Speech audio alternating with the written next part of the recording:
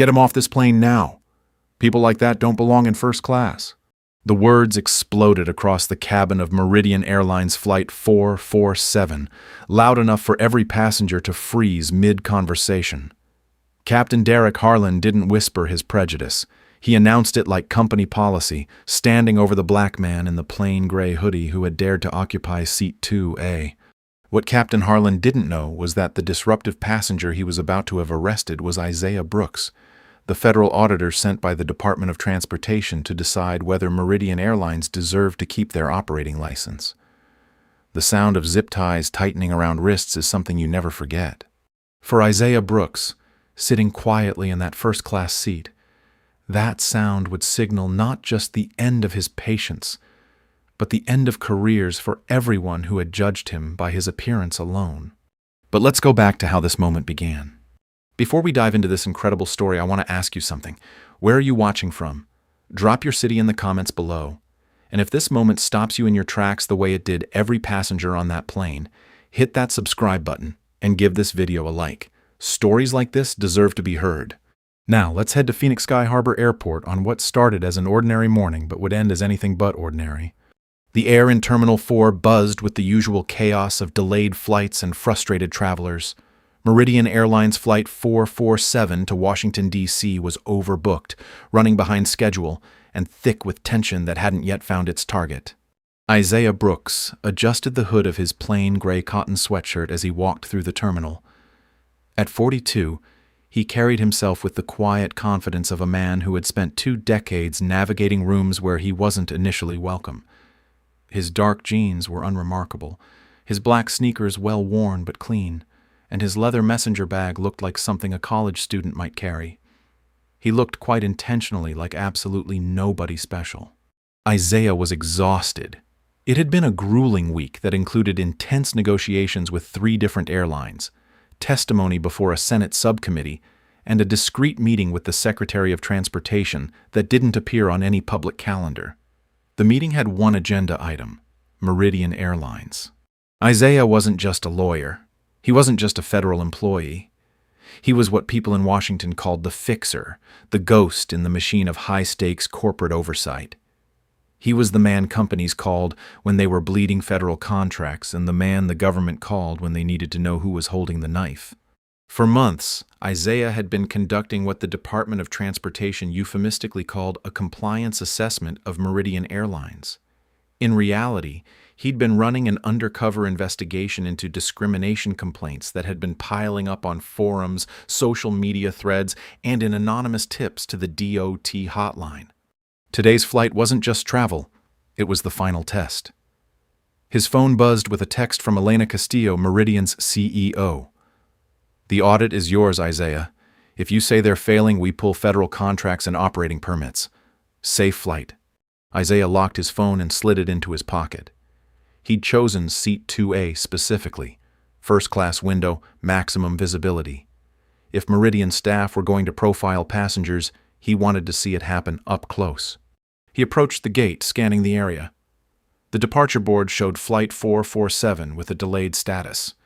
Passengers clustered around charging stations and coffee stands, the usual mix of business travelers and families.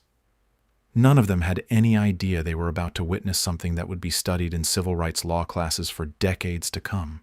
At the podium stood Carmen Lang, a gate agent with shoulder-length black hair pulled into a tight bun and a smile that looked like it had been practiced in a mirror. Her Meridian Airlines uniform was crisp, her posture perfect, but her eyes held a skeptical sharpness that Isaiah recognized immediately. "Final boarding call for Flight 447 to Washington Dulles. Zones 1 and 2, please approach the podium." Isaiah moved toward the priority boarding lane, his ticket displayed on his phone screen. The QR code was clearly visible, the seat number 2A prominently displayed. He kept his head down, scrolling through one final email, but he was watching Carmen from his peripheral vision. He stepped up to the podium. Carmen didn't look at his phone. She looked at him. She looked at his hoodie, his jeans, his sneakers, and the color of his skin. "Zone 3 boarding, sir," she said, her voice automatic and dismissive. "Zone 1 is for first class and premium status only. General boarding begins soon. Her tone wasn't just clipped. It was the kind of practiced dismissal that suggested she'd made this judgment call many times before. She hadn't even glanced at his ticket. She had simply seen a black man in casual clothes and made an assumption. Isaiah felt the familiar heat rise in his chest. The microaggression that felt like a macro sledgehammer when you were running on little sleep. But this was why he was here. This was exactly what the complaints had described. "Ma'am," Isaiah said softly, extending his phone with the QR code displayed. "I am Zone 1, Seat 2A. Carmen finally looked down at the phone, then back up at Isaiah, then back at the phone. She didn't scan it immediately. Instead, she let out a short, sharp sigh, the kind a parent gives a lying toddler. "Sir," she said, her voice rising just enough for the business travelers behind him to hear, "don't hold up the line with screenshots or glitches. If you're trying to use an upgrade trick or a buddy pass that hasn't cleared, you need to step to the customer service counter." The man behind Isaiah, a guy in an expensive tan suit checking his Rolex, groaned audibly. "Come on, buddy. Some of us have real tickets." Isaiah felt every eye in the boarding area turn toward him. This was the moment. He could back down, take his place in the general boarding line, and complete his investigation quietly. Or he could stand his ground and see exactly how far Meridian's discrimination would go. "It's not a screenshot," Isaiah said, reading her name tag deliberately. "And it's not a buddy pass. Please scan the code." Carmen bristled at the use of her first name. She reached for the scanner gun with an aggressive flourish, clearly expecting the angry beep of rejection that would vindicate her assumption. Beep! A green light flashed on her screen. Brooks/M2A First Class. The machine accepted him without question, but Carmen did not. She stared at the screen, her mouth twitching slightly. There was no apology, no welcome aboard, no acknowledgement that she had just publicly questioned a paying first-class passenger's right to board based purely on his appearance. She simply pointed a manicured finger toward the jet bridge. "Down the ramp. Turn left." "Thank you, Carmen," Isaiah said, his voice dangerously polite. As he walked toward the jet bridge, he heard her mutter to her colleague, "Check the manifest again. System's been buggy all morning. I don't want a faker slipping into first." Isaiah tightened his grip on his messenger bag. "I don't want a faker slipping into first."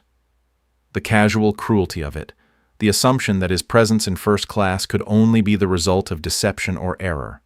He walked down the jet bridge, the hollow echo of his footsteps against the metal floor matching the rhythm of his heartbeat.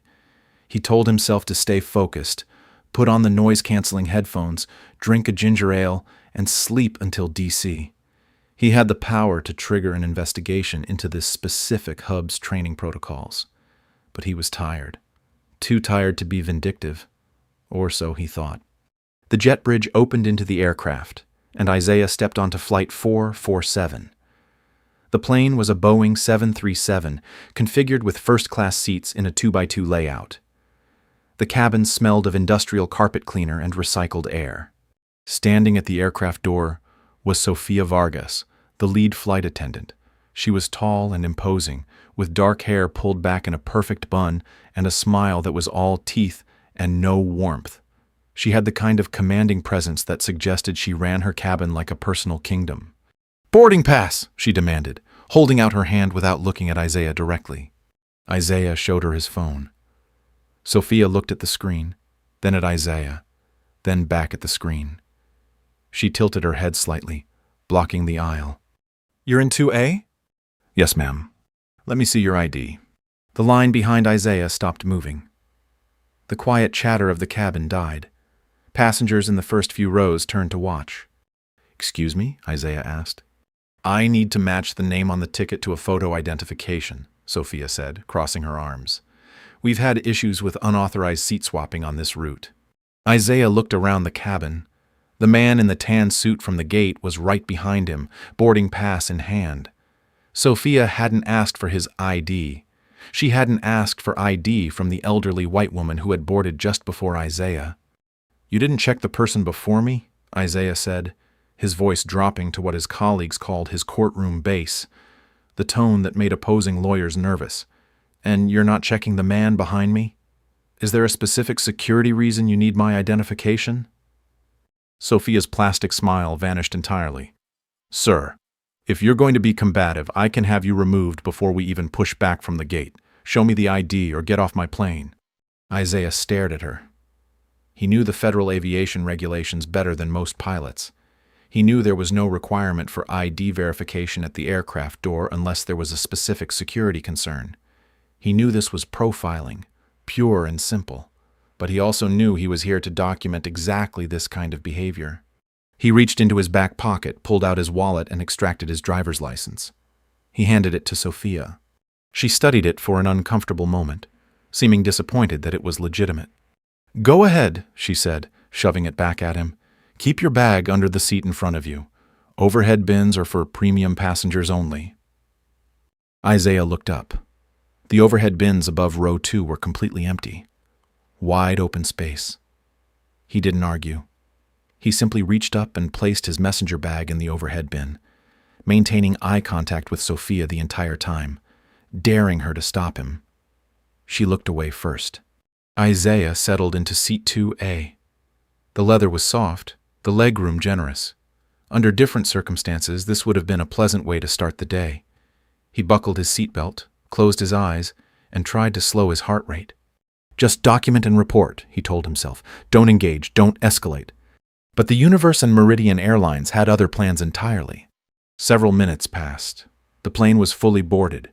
The jet bridge had been pulled back and the fasten seatbelt sign glowed amber above the cabin. Isaiah had his noise-canceling headphones on, eyes closed, trying to center himself for what was supposed to be a quiet flight. He felt a tap on his shoulder. He ignored it. A harder tap, sharp and insistent. Isaiah slid his headphones off and opened his eyes. Standing over him was Sofia Vargas, and she wasn't alone.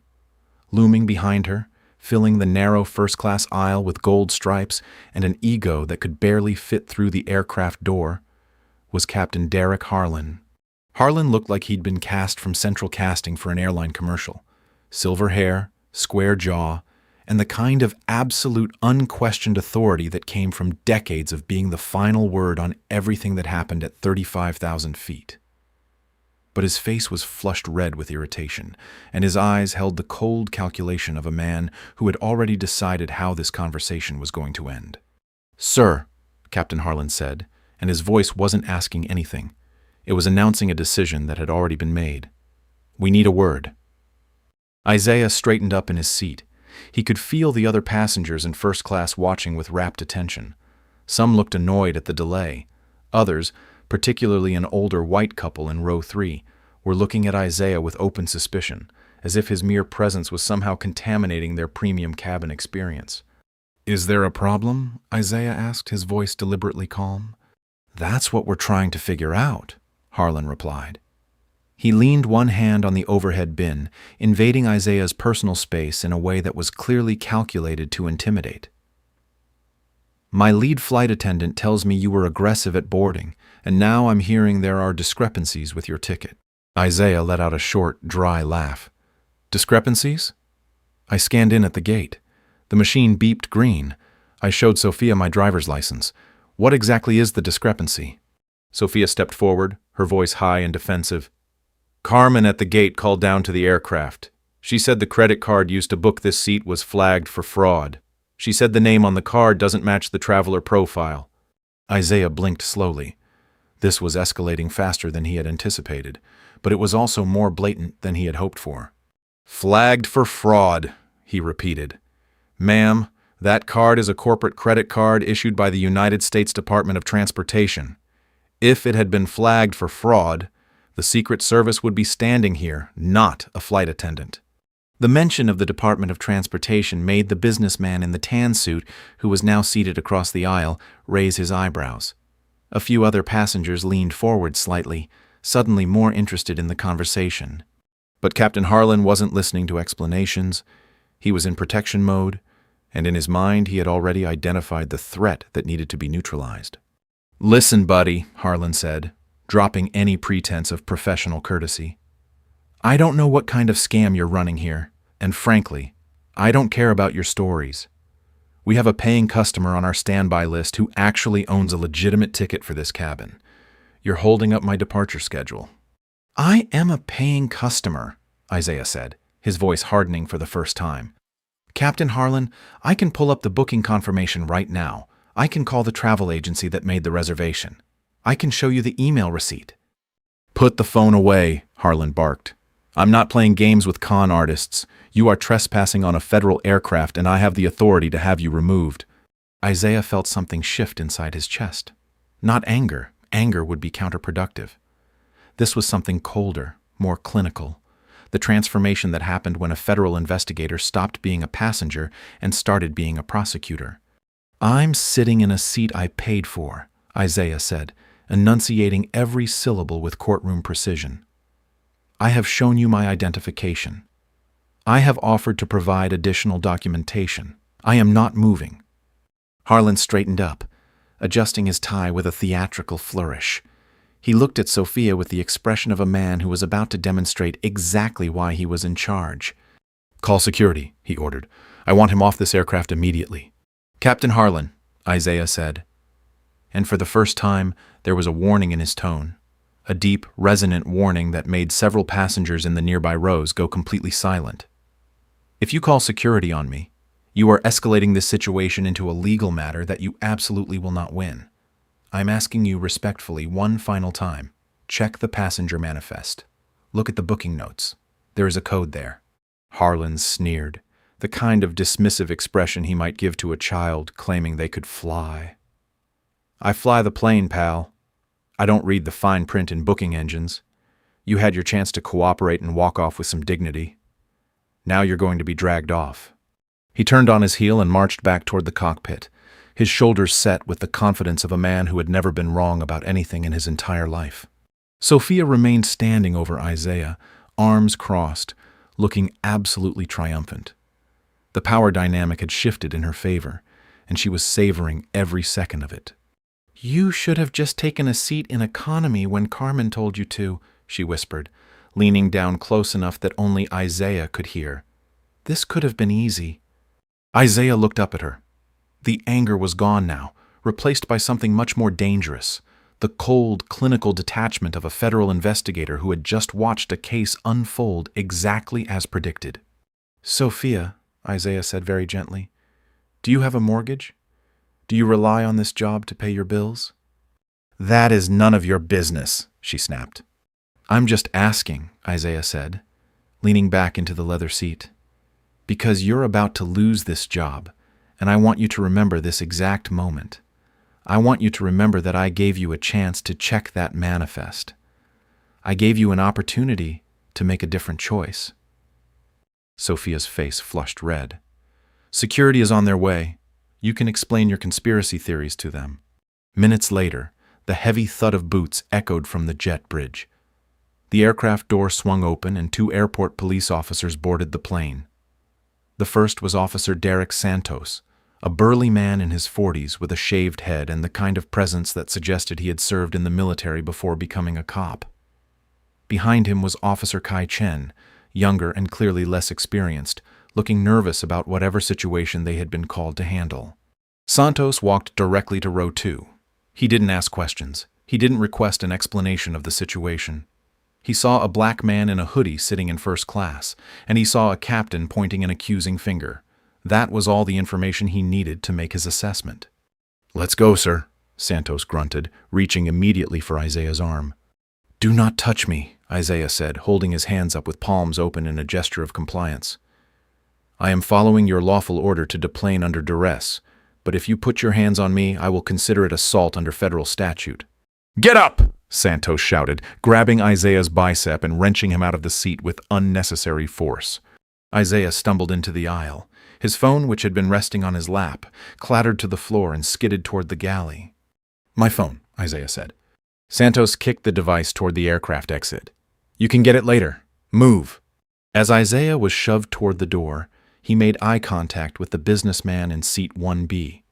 The man looked deeply uncomfortable, even ashamed, but he looked away rather than speak up. Isaiah stopped at the cockpit door. Captain Harlan was standing there watching the removal with obvious satisfaction. "Captain Harlan," Isaiah said loud enough for the entire first-class cabin to hear. "My name is Isaiah Brooks. I am a senior external auditor for the Federal Aviation Administration's Civil Rights Oversight Division." The cabin fell into absolute vacuum-sealed silence. "I was flying to Washington today to meet with the secretary regarding the renewal of your airline's federal operating contracts." Harlan's face went from flushed red to a pale, sickly white in seconds. Isaiah smiled, but the expression didn't reach his eyes. "But don't worry, Captain. I'll be seeing her much sooner than originally planned." Santos, not understanding the significance of what had just been revealed, shoved Isaiah hard in the back. "Shut up and keep moving." They pushed him through the aircraft door and onto the jet bridge. Behind them, the heavy door to Flight 447 slammed shut with finality. But if Captain Harlan thought the problem had just walked off his airplane, he was about to discover that the real problem was just beginning. The holding room in Terminal B was designed to strip away dignity. It was a windowless concrete box that smelled of industrial lemon cleaner and dried sweat, a purgatory between the polished marble of the concourse and the steel bars of the county jail. Officer Santos shoved Isaiah inside with enough force that Isaiah had to take 2 quick steps forward to maintain his balance. The heavy metal door slammed shut behind them, the magnetic lock engaging with a boom that seemed to echo in Isaiah's chest. "Sit down!" Santos barked, pointing to a metal bench that was bolted to the concrete floor. Isaiah didn't sit. He stood in the center of the small room, his hands zip-tied behind his back, the plastic restraints biting into the soft tissue around his wrists. He took a slow, deep breath, regulating his heart rate and forcing his mind to stay sharp. He needed to be the calmest person in this room because he was currently the most dangerous person in this room. Santos and Chen just didn't know it yet. "I said sit down," Santos shouted, stepping into Isaiah's personal space, his chest heaving with the adrenaline of what he clearly considered a successful takedown. "Officer Santos," Isaiah said, his voice terrifyingly level and controlled, "you have detained me without reading me my Miranda rights. You have used excessive force on a compliant subject, and you are currently refusing to verify my identity despite my repeated offers to provide federal credentials." Isaiah paused, letting that sink in. "Every second that ticks by while you refuse to follow proper procedure is adding another 0 to the settlement check the city of Phoenix is going to be writing to me personally." Santos let out a bark of incredulous laughter. He turned to his partner, Officer Chen, who was standing by the door, looking increasingly uncomfortable. "You hear this guy, Tommy? He thinks he's on Law and Order. Thinks he's some kind of federal agent or something." Chen didn't laugh. He was shifting his weight from foot to foot, looking at Isaiah, then at Santos, then back at Isaiah. "Derek," Chen said quietly, "maybe we should check his wallet. He did say he was federal." "He's a liar," Santos sneered, turning back to Isaiah. "I know the type. They put on an expensive hoodie, buy a fake ticket with a stolen credit card, and try to sneak into first class to drink the free champagne. We see this scam every week at Sky Harbor." Santos walked over to the small metal table where they had dumped the contents of Isaiah's pockets during the pat-down. A sleek black leather wallet, a set of keys, and the iPhone that had been kicked across the airplane floor. Santos picked up the wallet, flipping it open with the confidence of a man who expected to find exactly what he was looking for. Maybe a fake ID, some maxed-out credit cards, evidence of the petty fraud he was certain he had just busted. Instead, his thumb brushed against something heavy and metallic embedded in the leather. It wasn't a police shield. It wasn't a state-issued badge. It was gold with an eagle crest and blue enamel detailing that caught the harsh fluorescent light of the holding room. United States Department of Transportation, Office of the Inspector General, Special Agent/Senior Auditor. Santos stared at the badge. The silence in the room stretched thin and brittle like ice about to crack. "Santos," Chen said, his voice losing its earlier bravado. "Yeah?" Chen stepped closer, peering at the badge in Santos's hands. Chen's eyes went wide. Oh crap. Derek, that's real. That's a federal badge." Santos's face flushed red, but he slammed the wallet shut rather than acknowledge what he had just seen. "Anyone can buy a badge online," he insisted. It doesn't mean anything. He was disrupting a federal aircraft. The captain's direct orders were to remove him for the safety of the flight. We did our job. The captain ordered you to remove a disruptive passenger, Isaiah corrected, still standing calmly in the center of the room. But the body camera footage that you are both currently recording will clearly show that I was not disruptive. I was compliant. I was profiled based on my race and my clothing, and now I am being unlawfully detained by officers who are refusing to verify my federal credentials. Isaiah turned his attention to Chen, recognizing the weakness and fear in the younger officer's eyes. "Officer Chen," Isaiah said softly, "you look like a reasonable man. You have a choice to make right now. You can continue to follow Officer Santos's lead, which will result in your immediate suspension and likely termination before the end of your shift. Or you can cut these zip ties, return my personal property, and allow me to make the phone call that might save your pension." Chen looked at Santos, then back at Isaiah. "Derek, we should cut him loose. If he's really DOT, we can't hold him like this. This becomes a federal jurisdiction issue." "He's not going anywhere until I finish processing him," Santos declared, doubling down with the stubbornness of a man who had never admitted he was wrong about anything in his entire life. He sat down heavily at the rusty computer terminal in the corner of the room and began typing with frustrated Hunt and Peck keystrokes. Isaiah closed his eyes briefly, calculating the timeline in his head. Flight 447 had likely pushed back from the gate by now. Captain Harlan was probably taxiing toward the runway, feeling smug and vindicated, thinking he had successfully protected his cabin from an undesirable element. Harlan had no idea that he had just left a tactical nuclear weapon sitting in an interrogation room with the pin already pulled. "I am invoking my right to a phone call," Isaiah stated clearly. "You'll get your phone call when you get to the county jail," Santos grumbled without looking up from his typing. "Wrong," Isaiah said. "Under Arizona revised statutes, and considering my status as a federal employee who was detained during the course of official duties, I am entitled to contact my supervisor immediately. Denying me this communication is a violation of Federal Supremacy Clause provisions. And you really don't want to be the officer who has to explain to a federal judge why you held an Inspector General investigator incommunicado." Chen moved before Santos could stop him. He pulled a pair of safety shears from his utility belt and cut the zip ties from Isaiah's wrists. "Hey!" Santos yelled, spinning around in his chair. "Let him make his call, Derek," Chen snapped, his voice cracking slightly. "I'm not going down for this. If he's fake, he calls his mom and we book him for fraud. If he's real, we need to know right now." Chen picked up Isaiah's cracked iPhone from the table and handed it to him. Isaiah rubbed his wrists where the plastic restraints had left red marks on his dark skin. He didn't say thank you. He simply took the phone. He didn't call a lawyer. He didn't call the DOT legal department. He didn't even call his wife. Isaiah unlocked his phone screen, ignored the growing number of text messages from his assistant asking if he had boarded safely, and scrolled through his contacts. He passed Mom and DOT office and went directly to a contact labeled simply the principal. He pressed dial. He put the phone on speaker mode and set it on the metal table. Santos stopped typing. Chen held his breath. The phone rang once, twice, then a voice answered. It wasn't a secretary or an assistant.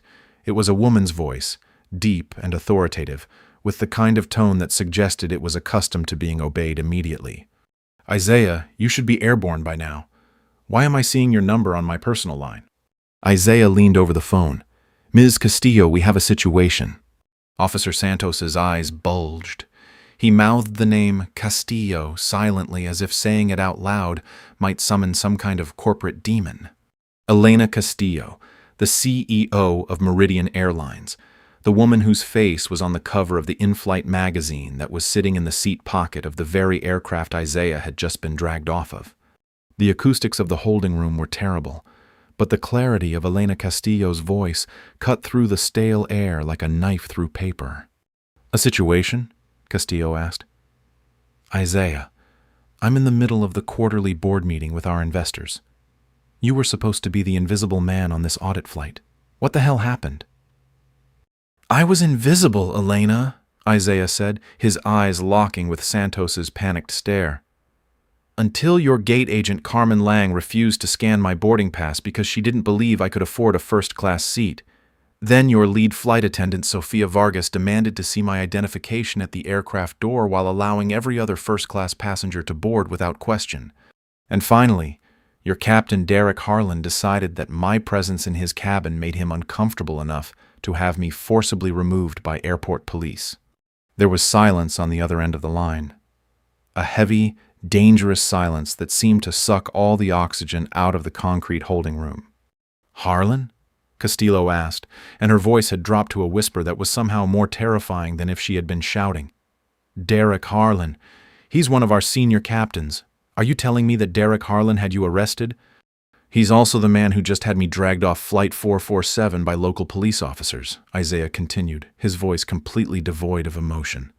"I was handcuffed in front of a full first-class cabin. I was profiled, Elena. I was assaulted.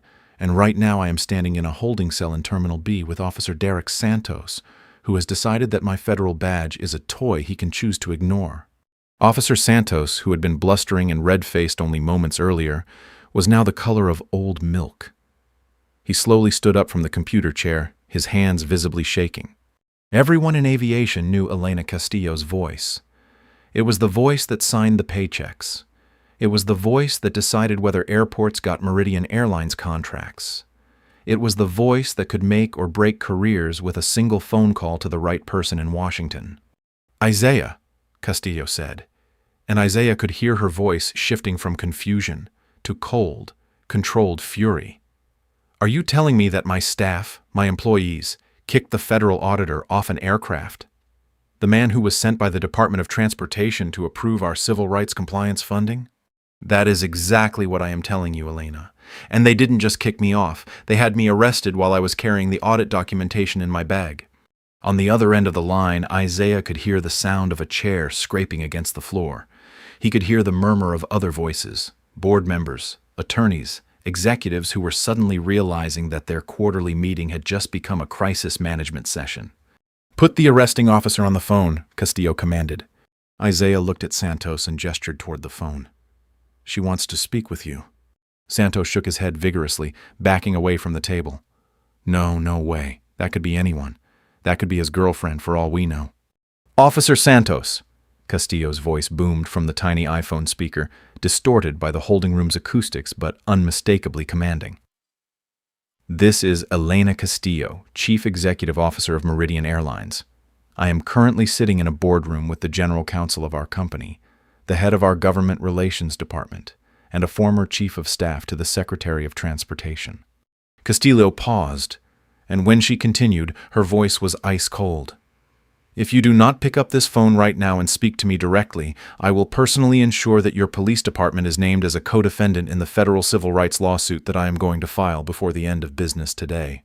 Chen grabbed Santos by the arm. "Pick it up, Derek. Pick up the damn phone." Santos moved toward the table like a man walking to his own execution. He leaned down toward the speaker. "This is Officer Derek Santos, Phoenix Sky Harbor Police." "Officer Santos," Castillo said, her voice now terrifyingly calm and controlled. "You have made a mistake today that is going to be studied in law enforcement training academies as a catastrophic failure of judgment and procedure. You are currently holding a federal agent who is conducting an official investigation into my company." Castillo let that sink in for a moment. "I need you to listen to me very carefully, Officer Santos. Is Mr. Brooks free to leave that room right now? We were processing him for disorderly conduct. And is he free to go?" Castillo's voice cut through Santos's stammering like a blade. "Yes," Santos squeaked. "Yes, ma'am." "Good. Now, I want you to personally escort him to the VIP lounge in Terminal B. You will not touch him again. You will not speak to him unless he speaks to you first. And while you are doing that, I need you to contact air traffic control and give me the current status of Flight 447. Santos looked at the computer screen, his hands shaking as he pulled up the flight tracking application. "It pushed back from the gate about 10 minutes ago, ma'am. It's currently in the queue for takeoff.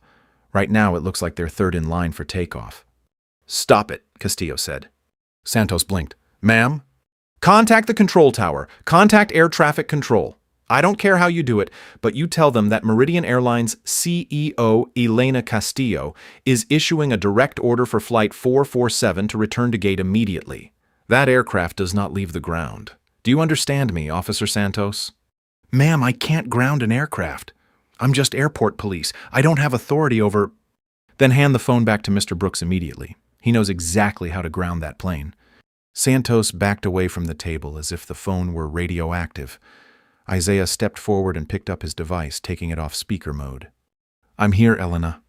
Isaiah, Castillo said, and for the first time her voice carried genuine emotion, shame, anger, and something that might have been desperation. I am so incredibly sorry. There are no words for how badly my people have failed today. I'm turning that plane around right now. I want you back on Flight 447. I want you in Seat 2A where you belong, and I want Derek Harlan off my aircraft immediately. Isaiah was quiet for a long moment. Santos and Chen watched him. Both officers now fully aware that they were witnessing something far beyond their pay grade or comprehension. No, Isaiah said finally. Both officers looked stunned. Isaiah was saying no to the CEO of a major airline. No? Castillo asked. I don't want to get back on that plane, Elena.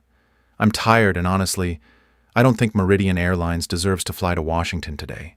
Isaiah walked to the corner of the holding room, lowering his voice but ensuring that Santos could still hear every word. Elena, this isn't just about one captain or one flight attendant or one gate agent. This is comprehensive institutional failure. Your gate agent profiled me. Your flight attendant violated policy. Your captain violated federal regulations. If I get back on that plane right now, they'll apologize. You'll give me a voucher for future travel and everyone will forget about this in a week. Isaiah paused. I can't let that happen. What do you want? Castillo sounded desperate now. Name it, anything. I want that plane turned around, Isaiah said. But I'm not getting on it. I want you to order Captain Harlan to return to the gate. I want him to walk off that jet bridge, and I want to be standing there when he comes through that door. I want him to look me in the eye and explain to me in front of all his passengers why he believed I wasn't suitable for air travel on his aircraft. Done, Castillo said instantly. I'm calling operations right now. The plane is coming back. And Isaiah, I'm immediately suspending Harlan, Vargas, and Lang pending a full investigation effective this moment. Thank you, Elena. I'll be waiting at gate B7. And Isaiah, I'm sending the station manager down to meet you personally. Mateo Rivera will take care of anything you need. Isaiah hung up the phone and slid it back into his pocket. He turned to face Santos and Chen. Santos was leaning against the wall, looking like he might vomit at any moment. Gentlemen, Isaiah said, adjusting his gray hoodie and brushing a speck of concrete dust off his shoulder. It appears that my flight has been delayed. I'll be waiting at gate B7 for the return of Flight 447. I trust that I am free to leave this room now. Yes, Chen said immediately. Yes, sir. Please, just please go. Isaiah walked to the door. Chen rushed ahead of him to open it, nearly tripping over his own feet in his haste to get out of Isaiah's way. As Isaiah stepped out into the bright fluorescent lights of the terminal concourse, he checked the departure board mounted on the wall. Flight 447, Washington, D.C. Status, returning to gate. A grim smile touched the corners of Isaiah's mouth. The consequences weren't just coming. They were arriving ahead of schedule. Isaiah walked back through Terminal B without hurrying. He stopped at a newsstand and bought a bottle of water, taking his time to chat with the cashier about the weather. He wanted to be completely calm and hydrated when the metal door of Flight 447 swung open. At Gate B7, chaos was beginning to unfold in slow motion. The departure board above the gate didn't just say, "Returning to gate." It was practically screaming it in bright red LED letters that blinked urgently every few seconds. The automated announcements had started. Meridian Airlines Flight 447 is returning to the gate. Passengers should remain in the boarding area for further instructions. Carmen Lang, the gate agent who had started this entire domino effect with a sneer and a refusal to scan a QR code, was now gripping the edge of her podium like it was the only thing preventing her from collapsing. Her computer screen was filled with red alert messages, and the phone at her station had been ringing continuously. She had received an internal message on her terminal, a red flag notification from corporate headquarters that she had only seen once before in her career.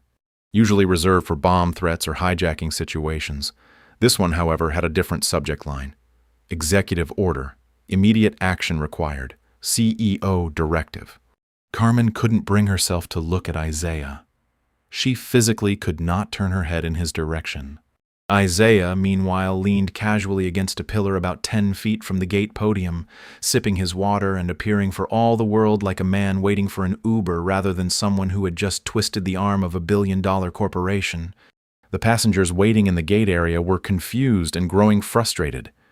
Business travelers were checking their phones, calling assistants, rearranging meetings. Families with connecting flights were starting to panic, but none of them had any idea they were about to witness something that would end up trending on social media for weeks. A murmur rippled through the crowd as the massive Boeing 737 slowly rolled back into view at Gate B7. The engines wound down with a sound that seemed almost like defeat, the mechanical equivalent of a sigh.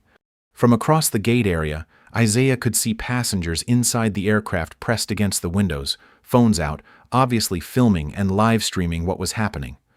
The hashtag Meridian Scandal was probably already starting to trend. Suddenly, the jet bridge door burst open and a man in a frantic, ill-fitting suit ran into the terminal. He was sweating despite the air conditioning.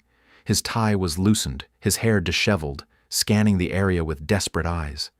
This was Mateo Rivera, the station manager for Meridian Airline's Phoenix hub. As the senior company representative on site, he was responsible for everything that happened at Sky Harbor: customer service, operations, crew management, and crisis control. Right now, he looked like a man whose pension fund had just caught fire. Rivera spotted Carmen at the gate podium, started toward her, then saw Isaiah leaning against the pillar. Rivera didn't walk to Isaiah. He ran. He skidded to a halt in front of Isaiah, struggling to catch his breath, his chest heaving.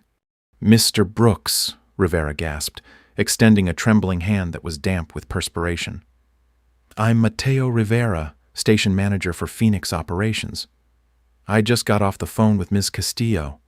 Isaiah looked at the offered handshake, then up at Rivera's flushed face. He didn't take the hand. "Mr. Rivera," Isaiah said calmly, "you look like you might need to sit down." Yes, sir, I am profoundly sorry. I was in a budget meeting when this happened. I had no idea that airport police had... My God, Ms. Castillo has made it crystal clear that we are to facilitate whatever you need. The aircraft is docking now." "I don't need anything, Mateo," Isaiah said, taking another sip of water. "I just want to watch." The jet bridge alarm buzzed, indicating that the aircraft had connected, and the door was about to open. Normally, when a plane returns to the gate unexpectedly, the passengers disembark first, usually angry, confused, and demanding explanations. But not this time. The first person to step off the jet bridge wasn't a passenger. It was Captain Derek Harlan. Harlan stormed into the terminal like a man who had been personally insulted by the laws of physics. His flight cap was tucked under his arm, his shoulders set in a rigid line, and his face was a mask of thunderous fury. He clearly hadn't been told why they'd been ordered to return, only that operations had grounded his flight during taxi. He spotted Rivera immediately and marched straight toward him, oblivious to everything else happening around him.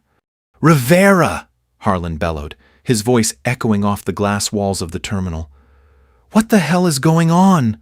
Operations just recalled us from the taxiway. I had a departure slot. Do you have any idea how much fuel we just wasted?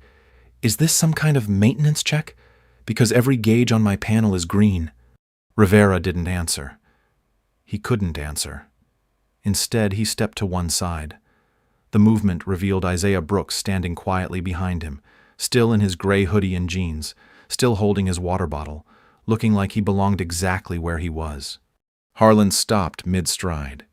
His mouth was still open, ready to shout his next complaint, but no sound came out. He looked at Isaiah. He blinked hard as if his brain couldn't process the visual information his eyes were sending. The man he had thrown off his aircraft minutes ago was standing in the VIP boarding area, not in handcuffs, not in a jail cell, but standing there with the station manager practically bowing to him. "You," Harlan whispered, The color drained from his face so rapidly it looked physically painful. Behind Harlan, Sofia Vargas stumbled off the jet bridge. She looked terrified and disoriented.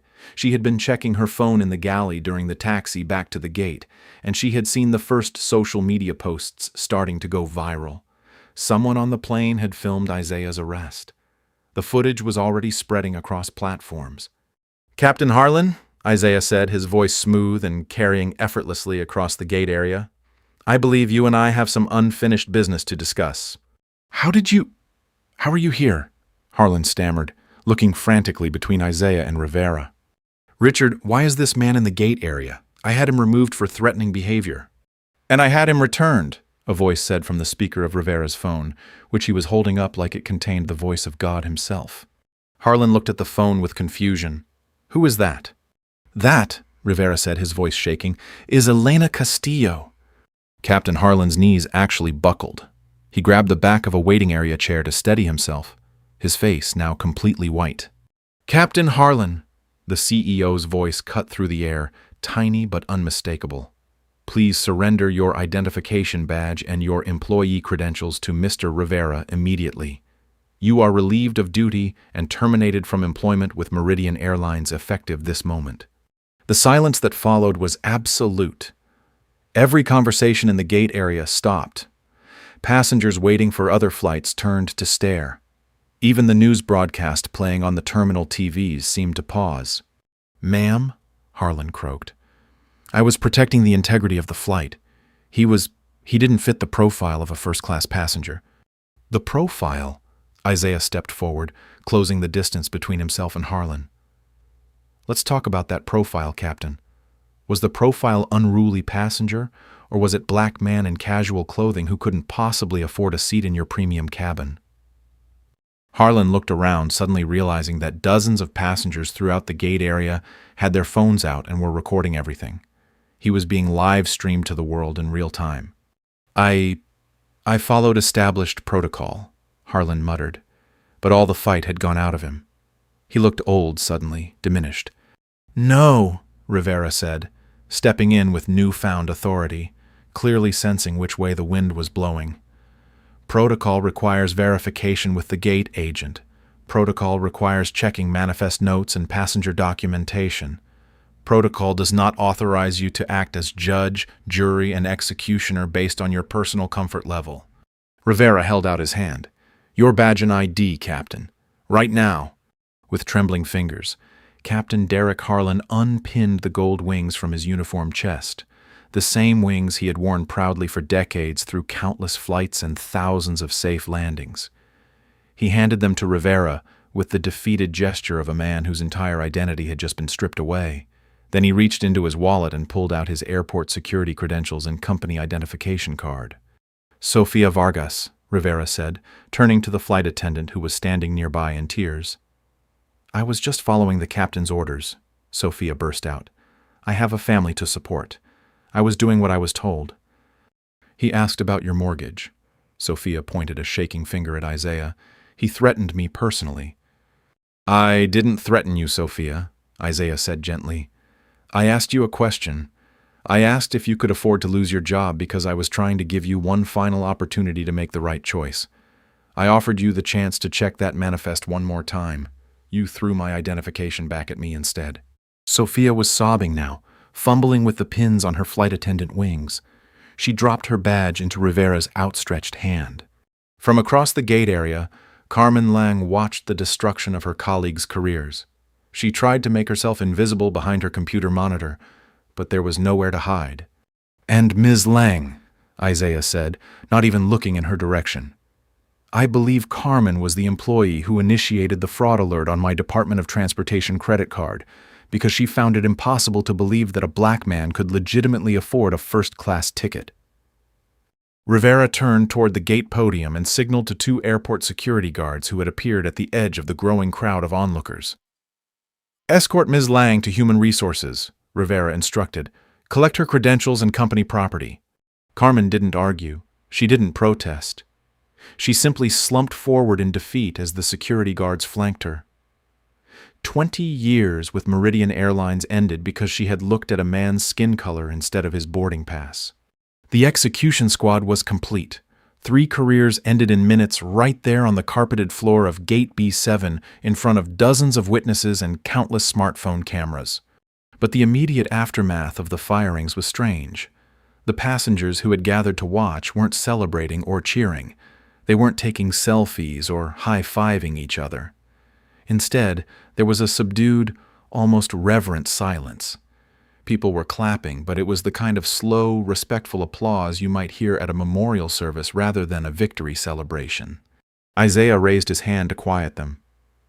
"This isn't a victory," he told the crowd, his voice carrying clearly across the gate area. "This is a tragedy. It's a tragedy that 3 people lost their livelihoods today because they couldn't see past their own prejudices and assumptions.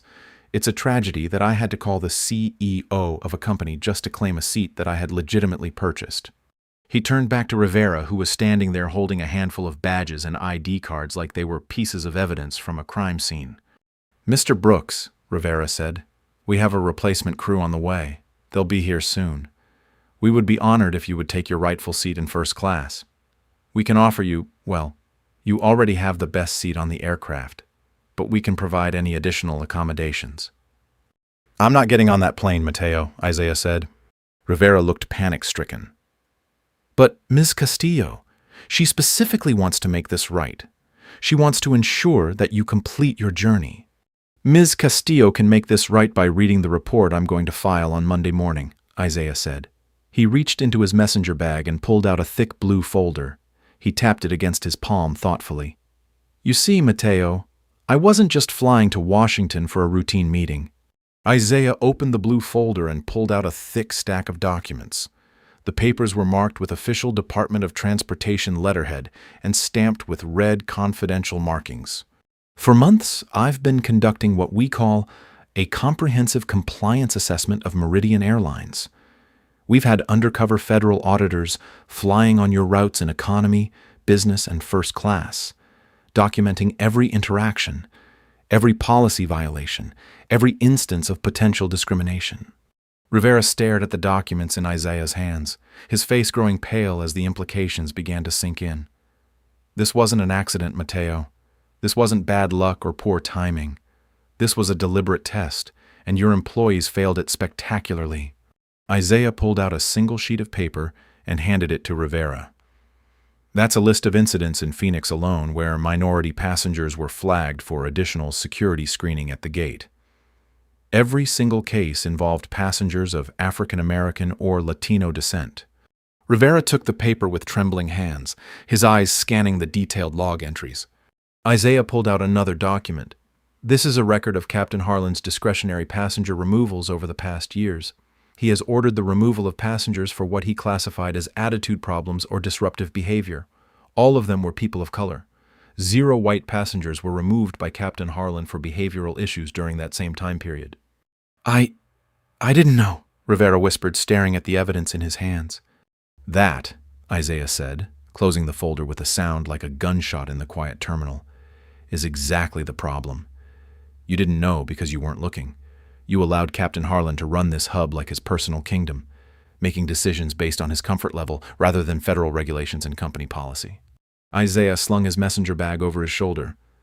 "Tell Ms. Castillo that I'll be taking the train to Washington. Amtrak doesn't require ID checks for passengers who don't look the part."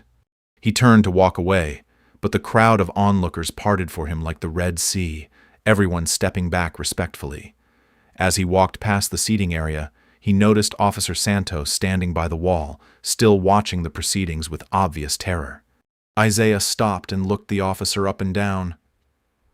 "Officer Santos," Isaiah said, "you eventually made the right choice and removed those zip ties, but you also put them on a federal agent without probable cause, and you refused to verify my credentials when I repeatedly offered to provide them. I'd suggest you review your body camera footage very carefully before I submit my report to the Phoenix Police Chief and the Department of Justice Civil Rights Division." Santos nodded frantically. "Yes, sir. Absolutely, sir." Isaiah continued walking through the terminal. He walked past the food court, past the duty-free shops, past the business travelers and families who were staring at him with a mixture of awe and recognition. Some people nodded respectfully. Others whispered to their companions, pointing him out as that guy from the video. His phone buzzed with a text message from his wife. "How's the flight, honey?" Isaiah typed back, "Flight canceled. Taking the scenic route, but I think I cleaned up the airline industry a little bit along the way." He stepped outside into the dry Phoenix heat and hailed a taxi. "Where to?" the driver asked. "Union Station," Isaiah said, settling into the back seat. "I need a train to Washington, D.C." The driver looked in the rearview mirror. "That's going to be a long trip, friend." Isaiah smiled and closed his eyes. "Yeah, but at least nobody checks your ID based on the color of your skin when you're riding the rails." But the story of Isaiah Brooks and Meridian Airlines Flight 447 was far from over. In fact, the real consequences were just beginning to unfold. The video footage recorded by passengers on the flight hit the internet before Isaiah's taxi had even reached the freeway. The clip was titled simply, "Airline Captain Tries to Remove Federal Auditor. Regrets it instantly." It instantly went viral.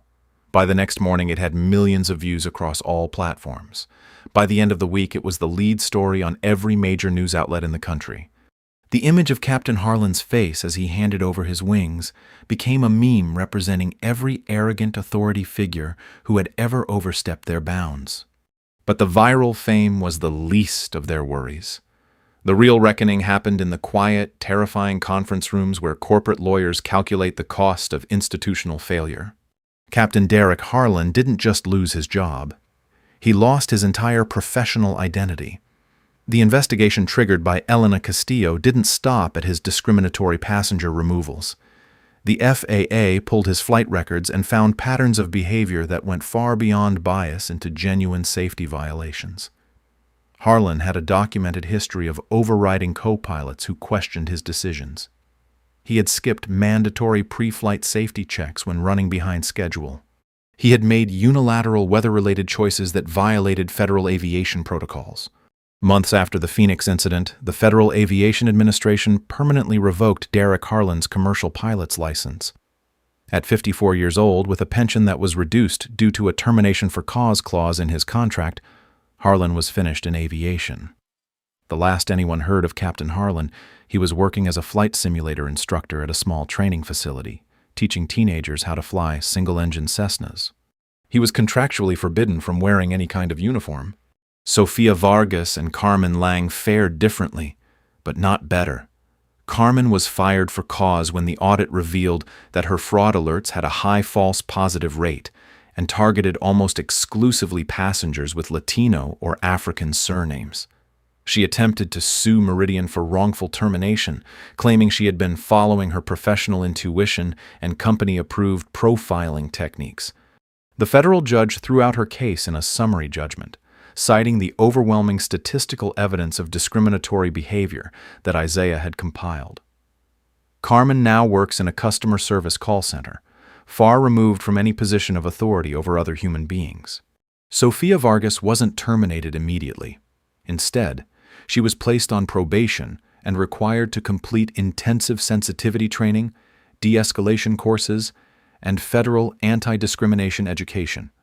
But the psychological weight of her actions proved too much to bear.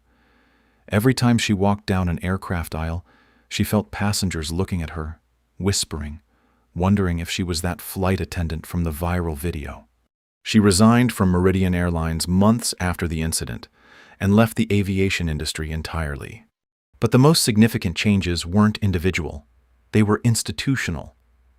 Elena Castillo, true to her word, didn't try to sweep the incident under the corporate carpet. Instead, she used it as an opportunity to fundamentally restructure Meridian's corporate culture. She fired several regional vice presidents who had protected Harlan for years, despite multiple informal complaints about his behavior. She implemented a new zero-tolerance policy. Any employee who initiated a security removal that was later determined to be based on racial or ethnic profiling would face immediate termination without severance. Castillo also established what became known as the Brooks Protocol, a mandatory review process for any passenger removal that required documentation, supervisor approval, and body camera footage before airport police could be called. Meridian's stock price dipped for about a month as investors worried about potential lawsuits and federal investigations. But then it rallied stronger than ever as consumers and corporate clients appreciated the company's transparency and commitment to genuine reform rather than damage control. The ripple effects extended far beyond Meridian Airlines.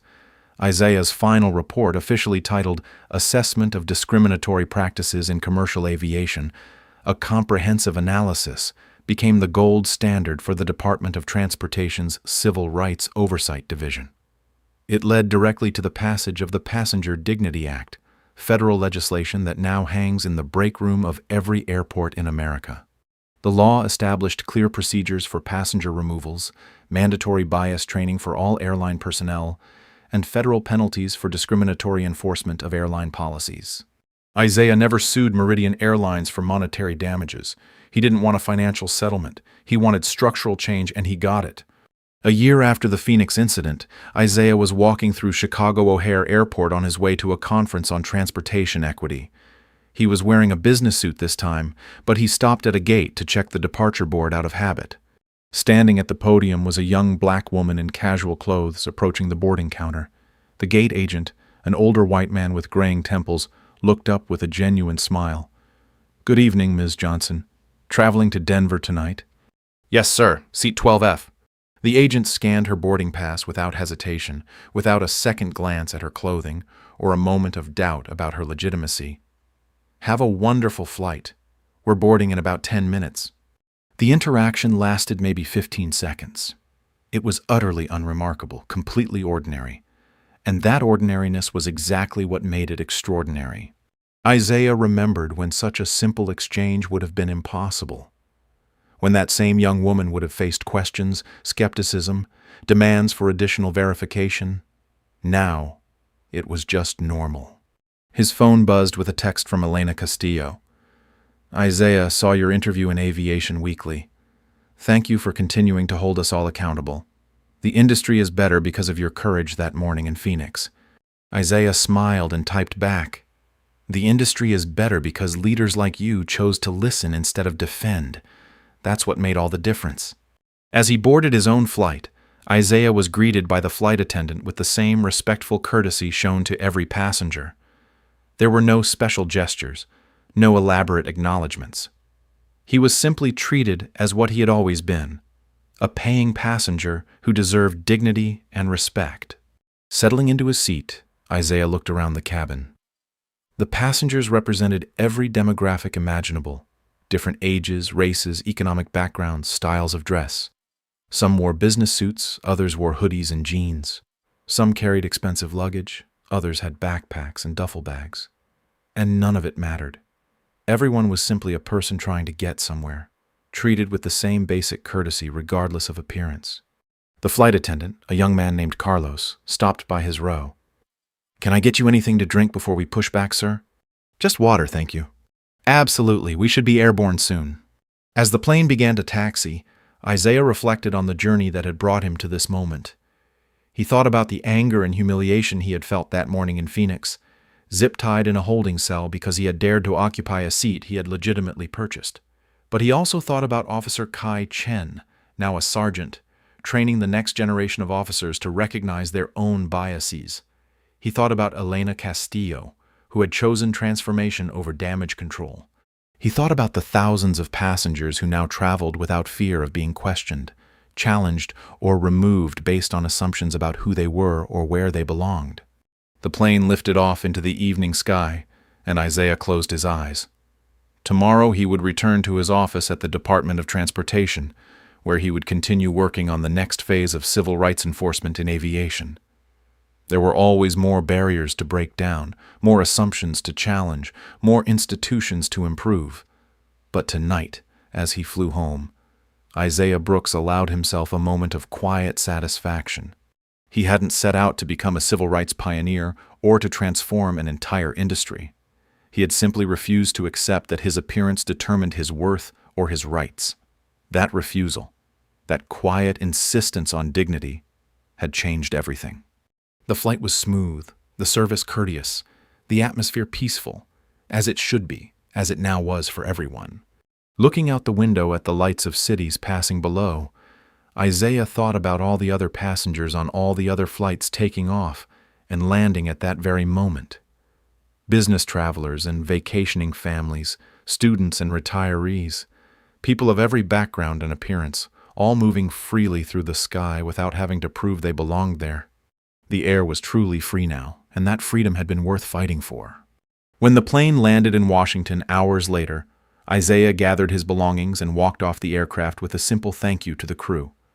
No special treatment, no recognition, no ceremony, just the ordinary dignity that every passenger deserved and that every passenger now received.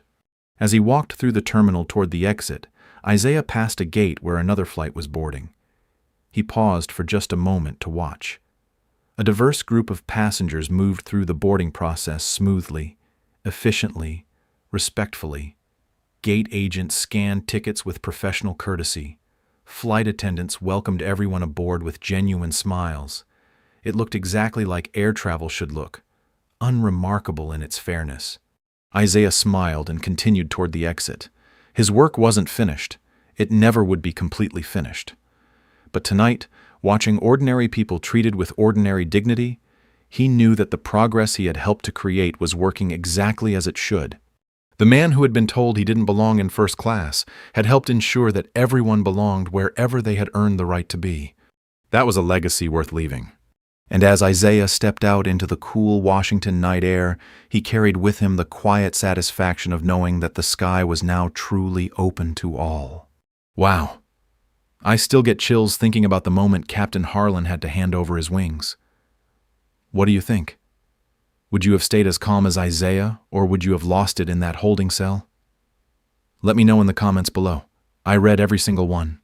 If this story of quiet dignity triumphing over prejudice moved you, please hit that like button. It really helps the channel grow and ensures more people see these important stories. And if you want more real-life drama where justice is served and karma hits hard, make sure to subscribe and ring that notification bell so you never miss a video. Stories like Isaiah Brooks remind us that true power doesn't need to shout or make a scene. Sometimes the most profound change comes from simply refusing to accept that you don't belong somewhere you've earned the right to be. Thanks for watching, and remember, be kind to everyone you meet. You never know who you're talking to, and more importantly, everyone deserves to be treated with dignity, regardless of who they are or what they look like. Until next time, keep standing up for what's right and keep believing that one person really can change the world.